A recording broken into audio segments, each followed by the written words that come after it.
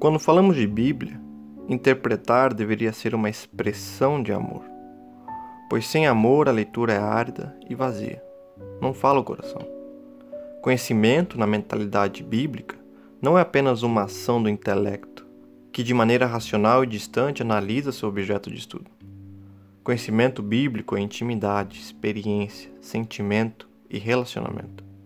Quando vemos o texto como um objeto, passamos a usá-lo, ao invés de nos relacionarmos com ele.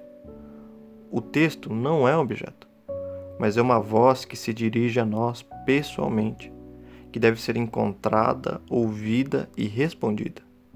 Uma voz que nos convida a seguir um caminho interpretativo, um caminho que nos ensina a amar. Encontramos um belo exemplo disto no poema que conclui o capítulo 2 de Gênesis.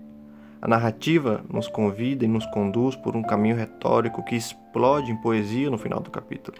A partir do versículo 4, iniciamos o que é chamado de segundo relato criativo. O que é intrigante, pois acabamos de ler em Gênesis 1 um extraordinário relato de criação. Por que um segundo? E o que gera ainda mais perguntas é que este segundo relato possui uma série de discrepâncias.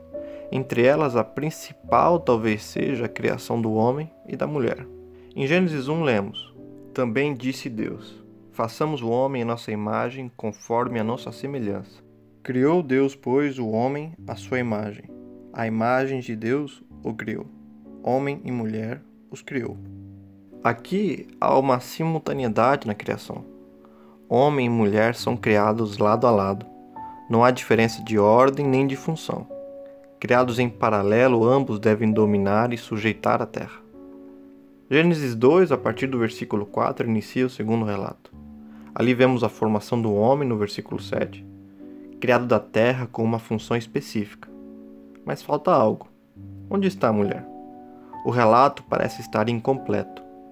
Esta incompatibilidade com o capítulo 1 gera uma tensão na narrativa. O leitor deveria incomodar-se com esta ausência. E essa tensão vai se agravando quando vemos o homem sendo plantado no jardim, sozinho. O paraíso sendo descrito com seus rios e pedras preciosas. Mas onde está a mulher? O homem recebe a sua função sozinho. Deve guardar e cultivar o Éden. É mostrado a ele a árvore da vida no centro do jardim e a árvore do conhecimento do bem e do mal, acompanhado da ordem de não comer do seu fruto. Tudo isto sozinho. Onde está a mulher? Neste sentimento de ausência chegamos no versículo 18. E aparece pela primeira vez no capítulo 2 uma frase central para o capítulo 1. Vaiomer Adonai Elohim, e disse o Senhor Deus. É a fala que precede todo o ato criativo. No entanto, desta vez o padrão é quebrado. Não há criação. Mas Deus verbaliza a ausência que sentimos. O homem não deveria estar só. E aqui vemos o uso de outra expressão central para Gênesis 1. Tov. Bom. Só que desta vez, ao contrário do primeiro relato, onde tudo é bom, encontramos a primeira coisa que é Lo Tov, não é boa. A tensão, a expectativa agora está mais alta do que nunca. O versículo 18 então anuncia que a mulher iria ser criada. Teremos uma resolução. O versículo 17 inicia: E formou Deus da terra. Percebam o peso da expectativa que é lançado sobre estas palavras. Até então, o único ser criado da terra foi o homem. O fato de ter sido criado sozinho gera a tensão que percorre todo o capítulo. Uma ausência que é percebida e articulada pelo próprio Deus. Um Deus que então declara a sua intenção de criar a mulher. O autor está nos guiando por um caminho retórico. Está nos fazendo sentir a ausência.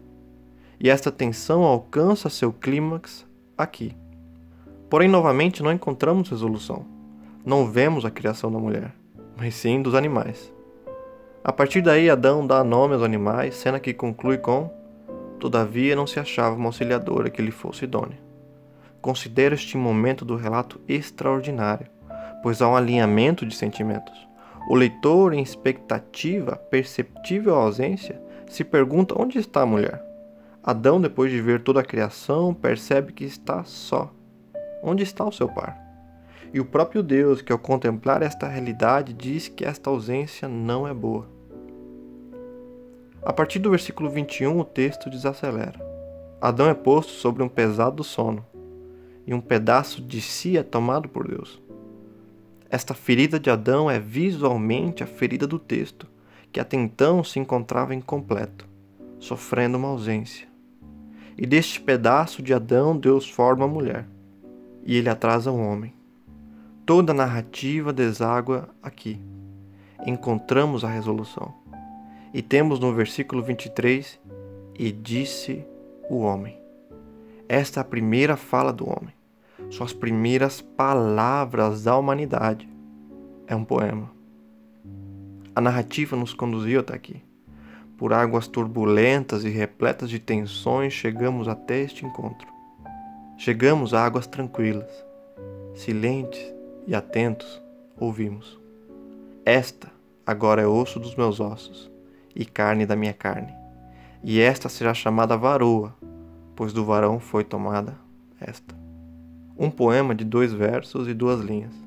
Um poema sobre ele e ela, estruturado de forma quiasmática através do uso do pronome demonstrativo zot, esta, que marca o início, o final e o centro. A forma destacando o conteúdo. Esta, Eva, cerca seus ossos e sua carne, tudo o que ele é. E tudo o que ele é também é ela, com esta no seu centro. Amor, harmonia, unidade. São estes os sentimentos expressos no poema. A ausência que encontrou resolução, completude, pertencimento. Todo o relato deságua aqui, e neste amor encontramos descanso.